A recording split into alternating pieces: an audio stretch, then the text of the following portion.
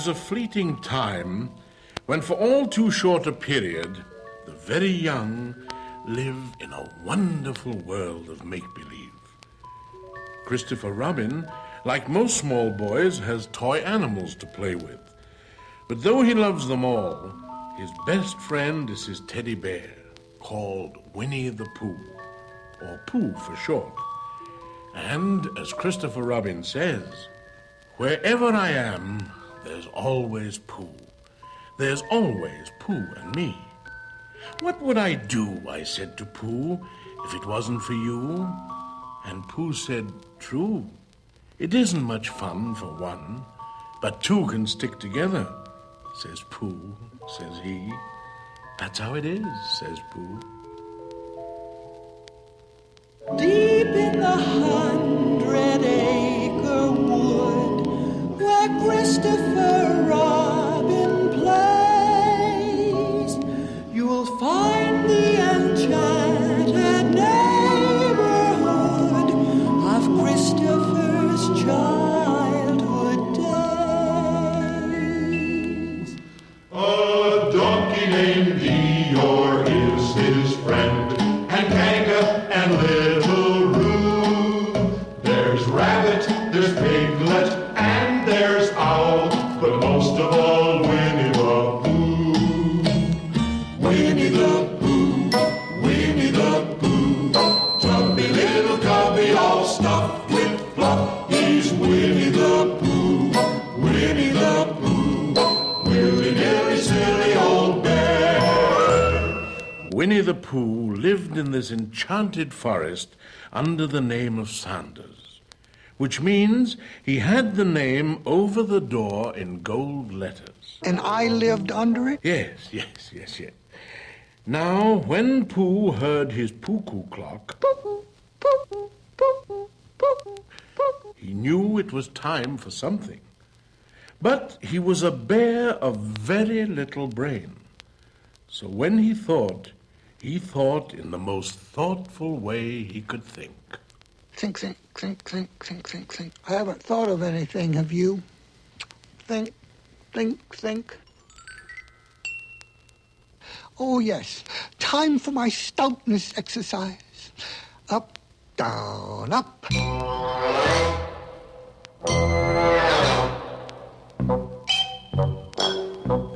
When I up, down, and touch the ground, it puts me in the mood.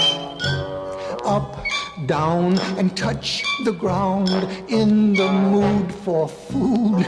I am stout, round, and I have found, speaking poundage-wise, I improve my appetite when I exercise. I am short, fat, and proud of that, and so with all my might, I up, down to my appetite's delight. While I up, down, and touch the ground, I think of things to chew, like milk and honey and chocolate, with a hefty, happy appetite. I'm a hefty, happy Pooh.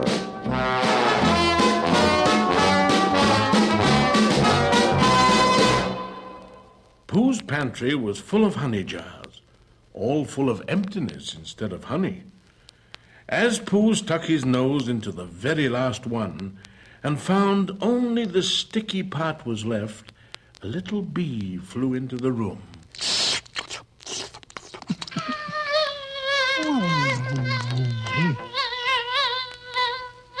That buzzing noise means something.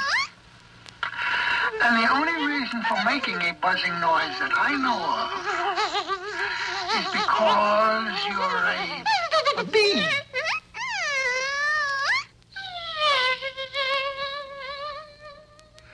And the only reason for being a bee is to make honey. And the only reason for making honey is so I can eat it. And so Winnie the Pooh followed the honeybee right out of his house and over into the middle of the forest. And in the middle of the forest there was an open place. And in the middle of that place there was a large oak tree. And from the top of the tree, there came a very loud buzzing noise. It was a honey tree. So Winnie the Pooh climbed it. He climbed and he climbed and he climbed. And as he climbed, he hummed a little hum. And I call it my rumbly and my tumbly song. Yes, and it went something like this. Hum-dum-dee-dum, hum-dee-dum-dum. I'm so rumbly in my tumbly. Time to munch an early luncheon. Time for something sweet. Oh, I wouldn't climb this tree if a Pooh flew like a bee. But I wouldn't be a bear then, so I guess I wouldn't care then. Bears love honey and I'm a Pooh bear, so I do care, so I'll climb there. I'm so rumbly in my tumbly, time for something sweet. It's the tasteful thing to do, be it 10 or 12 or 2. For any time is food time when you set your clock on Pooh time. You know that bears love honey and I'm a Pooh bear, and so I do care, and so I'll climb there. I'm so rumbly in my tumbly, time for something sweet to eat. Just then the branch on which Pooh Bear was standing broke, and he suddenly dropped 10 feet onto the branch below him. If only I hadn't... And as Pooh said that, he bounced 20 feet onto the next branch. You see what I meant to do? As Pooh tried to explain, he turned head over heels and crashed onto another branch 30 feet below. Well, it all comes, I suppose, out from liking honey so much. As Pooh said that, he waved goodbye to the last branch, spun around 3 times, and flew gracefully into a gorse bush. Oh, bother. Winnie the Pooh crawled out of the gorse bush, brushed the prickles from his nose, and began to think again. Think. And the first person he thought of was... Winnie the Pooh? Oh, no. Christopher Robin. Oh. Christopher Robin lived in another part of the forest, where he could be near his friends and help them with their problems. On this summer day, gloomy old Eeyore, being stuffed with sawdust, had lost his tail again. Eeyore, this won't hurt. Never does. Ooh. There now. Did I get your tail back on properly, Eeyore? No matter. Most likely lose it again anyway. It is my considered opinion that Eeyore's tail should be placed a trifle to the right. Now, if you were to ask me, I think it's just a wee bit... South. No, north, dear. Cheer up, Eeyore. Don't be so gloomy. Try swishing it. It worked. Oh, goody. Thanks. It's not much of a tail, but I'm sort of attached to it. Good morning, Christopher Robin. Oh, good morning, Winnie the Pooh. Good morning, Pooh Bear. Good morning, Pooh Bear. If it is a good morning, which I doubt. What are you looking for, Pooh Bear? I just said to myself, coming along, thinking, and wondering if you had such a thing, Christopher, as a balloon about you. What do you want a balloon for? Psst. Honey. But you don't get honey with a balloon. I do. How? I shall fly like a bee, ooh, up to the honey tree, see? But just a minute. You can't fool the bees that way. You'll see. Now, would you be so kind as to tow me to a muddy place of which I know of? So Winnie the Pooh took the string of the balloon very firmly in his paw and rose up into the air. And Christopher Robin grabbed his other paw and towed him to a very muddy place. And Pooh rolled and rolled until he was black all over. What are you supposed to be? I'm a little black rain cloud, of course. Silly old bear. Now, would you aim me at the bees, please? Careful, Pooh. Hold on tight. 5. Yes. 4. Yes. 3. Yes. 2. Yes. 1. Yes! Pooh thought he looked like a small black rain cloud. But he still looked like a muddy little bear hanging onto a balloon.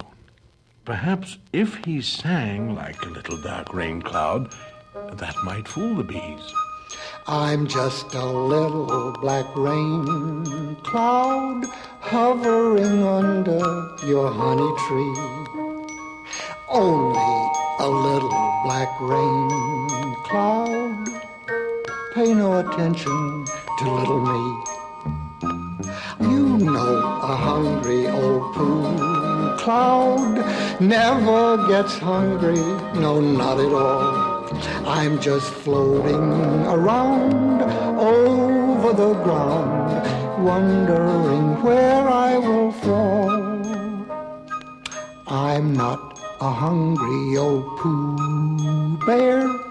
I'm just a little black honey cloud. And no one knows better than me. Bees, stealing your honey is not allowed. Everyone knows that a rain cloud never eats honey, no, not a nip. I'm just floating around over the ground, wondering where I will drip. Christopher Robin, I think the bees, S-U-S-P-E-C-T something. Perhaps they think you're after their honey. Well, it may be that. You never can tell with bees. Oh, I'm just a little black rain cloud hovering under the honey tree.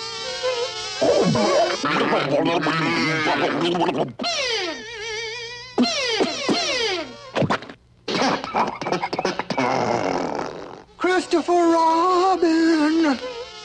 Oh, well, I think it would help with this deception if you would just kind of open your umbrella and say, tut-tut, it looks like rain. Tut-tut, it looks like rain. Tut-tut, it looks like rain.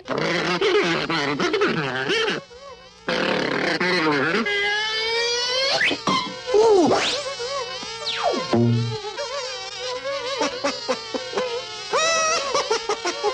Christopher Robin, I have come to a very important decision. These are the wrong sorts of bees.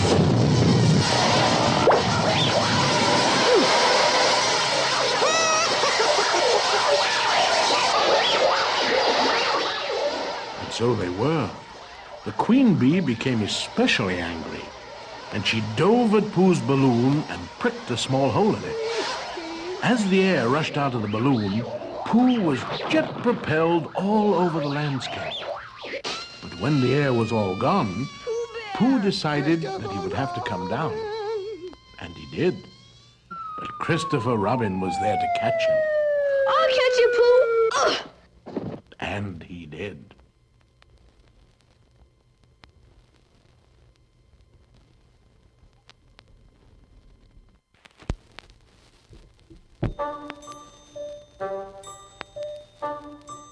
Now, Pooh was not the sort to give up easily.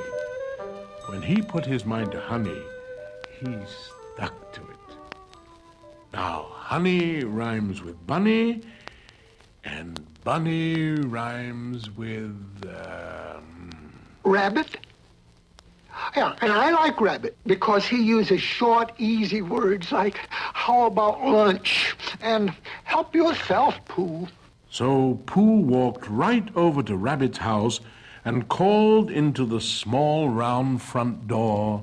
Is anybody at home? What I said was, is anybody at home? No. Bother. Isn't there anybody here at all? Nobody. There must be somebody there. Have said nobody. Rabbit, isn't that you? No. Well, isn't that the rabbit's voice? I don't think so. It isn't meant to be. Pooh couldn't wait for any more conversation, so he invited himself right into Rabbit's house. Rabbit was so embarrassed that he said all the words that Pooh wanted to hear, like, Oh, hello, Pooh Bear. How about lunch? And help yourself, Pooh. Oh, thank you, Rabbit.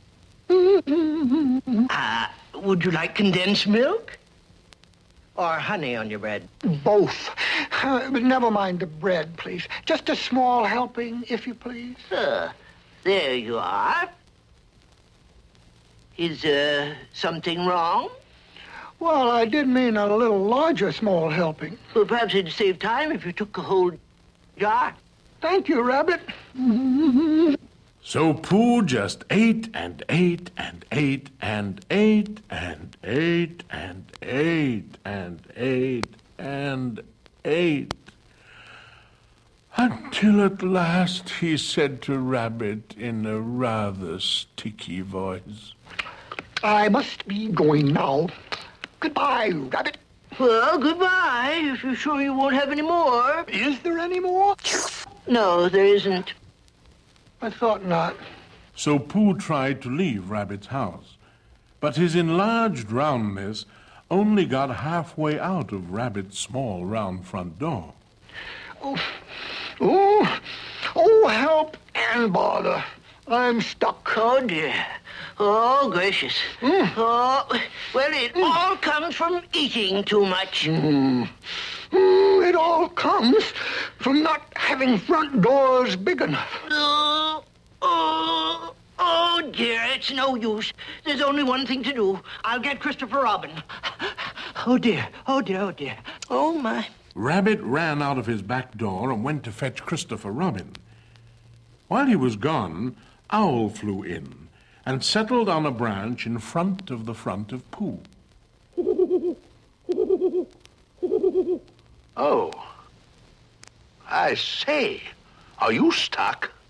No, just resting and thinking and humming to myself. You, sir, are stuck. A wedged bear in a great tightness.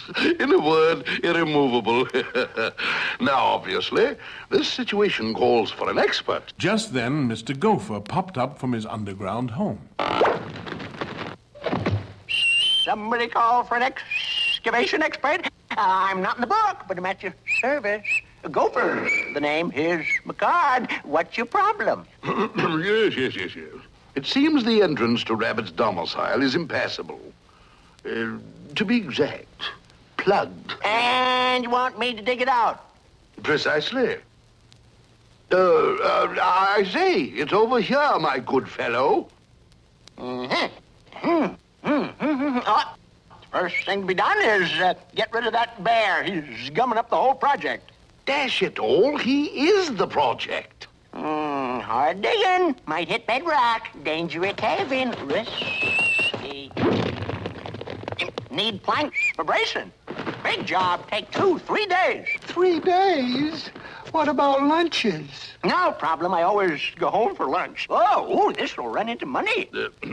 I say, how much? Do the job for hourly rate plus cover materials plus overtime plus 10%. And your estimate? Yep. Yeah, can't give an estimate. Too risky. Blast it all. Good idea. We're dynamite. Save time. Yeah, what's the charge? The charge? Oh, about 7 sticks of dynamite. Oh, no. The cost. The charge in money. Yep, no charge count. I work strictly cash. Obviously, but I should think... Well, I can't stand around lollygagging all day. Got a tight schedule. If you think it over, let me know. You got my card. I'm not in the book, you know. Oh. Just as the gopher left, Christopher Robin and all his friends came running up to Pooh's rescue. Cheer up, Pooh Bear. We're coming. Here, give me a paw. Oh, it's no use. I'm stuck. Well, if we can't pull you out, Pooh, perhaps we can push you back. Oh, no, not that. Oh, my gracious. Oh, dear. Having got this far, it seems a pity to waste it. Pooh Bear, there's only one thing we can do. Wait for you to get thin again. Oh, bother. How long will that take? Days, weeks, months, who knows? Mind over matter will make the Pooh unfatter. It's a fine thing to go feasting, but feasting doesn't pay. For you have feasted and increased in a most obesely way. From food you must refrain, or a wedged bear you'll remain. Though it will be a strain for a bear of little brain. Think shrinkage, think thinnage, don't think of holly and spinach. Mind over matter will make the Pooh unfatter. Mind over matter will make the Pooh unfatter. How about some lunch? You're right, Pooh. It is lunchtime. And I've brought a delicious picnic lunch. Oh, picnic. I love picnics. Yes, and so you won't be lonesome. We'll eat it close by. Pass the cream pie, please. Thank you. Try some of this. Don't mind if I do. How about me, fellas? There's second helpings for everyone. Thank you. More Of what, your? everything. Goody, goody. Chocolate honey cake. Rue, dear, don't eat with your mouth open. I think I'm sort of starving from lack of food. At bedtime, Kanga loaned Pooh her shawl and sang him a little lullaby. Dream shrinkage, dream thinnage. Don't dream of honey and spinach. It takes mind over matter to make a Pooh unfatter.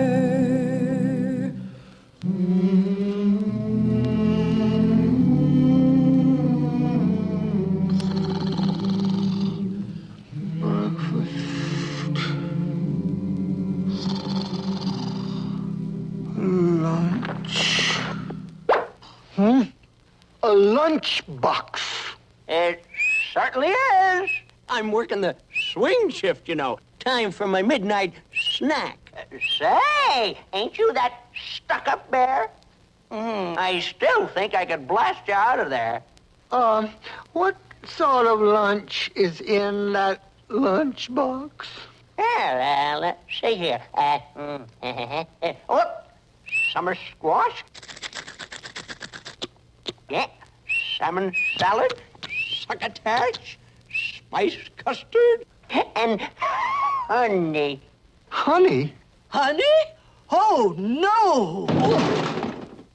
Could you spare a small smackerel?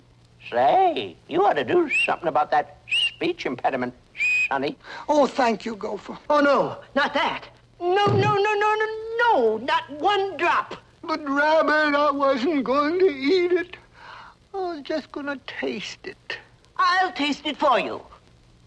That supercilious scoundrel confiscated my honey. Don't feed the bear. I'm gonna skedaddle. I'm not in the book, and I'm a ding-dang planet. After many days of fasting, all hopes were lightning flashed and thunder crashed.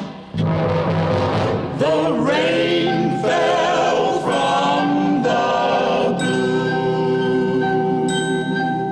They knew if Pooh got wet, their plan would be upset. He'd swell up like a sponge, and down their hopes would plunge. So they mopped him, unsopped him, they put a roof atop him, but the splash and the splatter was making Pooh Bear fatter, despite their good intentions. Pooh doubled his dimensions. And so everyone in his own way did his best to help Pooh. Day after day, night after night, after lonely night. When the sun came out, the sky cleared up, and the bear of Little Thingage began to dry, and by showed a high amount of shrinkage. That morning, Rabbit made an interesting discovery when he leaned against Pooh. He moved. He budged. Hooray! Christopher Robin! Christopher Ribbon! He binged! He badged! He booged! Today's the day! Hooray for you! Hooray for me! Hooray! Hooray! The Pooh will soon be free! Now the time has come for proving what the diet did for Pooh. And since we pledged he'd be unwedged, that's what we're going to do. He'll be pulled and he'll be tugged, and eventually unplugged. We'll have a tug of war to open Rabbit's door. Think cleavage, think hoeage, and out the Pooh will go-age. For mind over matter has made the Pooh unfatter. Heave ho, heave ho, heave, heave, heave, heave, heave. There he goes! So Pooh flew through the air with the greatest of ease, right over to the big hole at the top of the honey tree, and right into it. Stuck again. Don't worry, Pooh. We'll get you out. No hurry. Take your time. Yum, yum.